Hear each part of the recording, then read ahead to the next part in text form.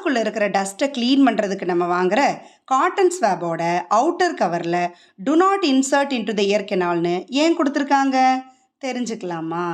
காதில் செக்ரீட் ஆகிற வேக்ஸ் அழுக்கு இல்லை, அது நம்ம காதை பாதுகாக்கிறதுக்கு. ஸ்டிக்கி வேக்ஸ் காதுக்குள்ளே நுழையிற டஸ்ட்டு ஜெர்ம்ஸு எல்லாம் ட்ராப் பண்ணி அதெல்லாம் நம்ம காதுக்குள்ளே டீப்பாக நுழையாமல் தடுக்குது. அப்படி அந்த வேக்ஸோடு சேர்ந்த டஸ்ட்டை க்ளீன் பண்ணுறதுக்காக காட்டன் ஸ்வாபை காதுக்குள்ளே விடும் பொழுது வேக்ஸை அதை டீப்பாக உள்ள புஷ் பண்ணிடும். So ear blockage, eardrum injury, infection and hearing loss ஏற்படும். நம்ம பேசும்போது சியூ பண்ணும் பொழுது நம்ம காது ஓல்டு வேக்ஸை ஜென்டிலாக மெதுவாக வெளியில் புஷ் பண்ணிடும்.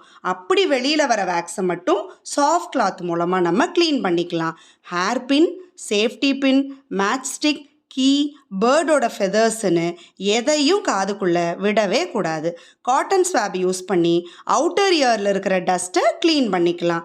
அண்ட் வேக்ஸ் செக்ரீஷன் அதிகமாக இருந்தாலும் இஎன்டி கிளினிக் விசிட் பண்ணி அதுக்கான சொல்யூஷனை கேட்டுக்கணும்.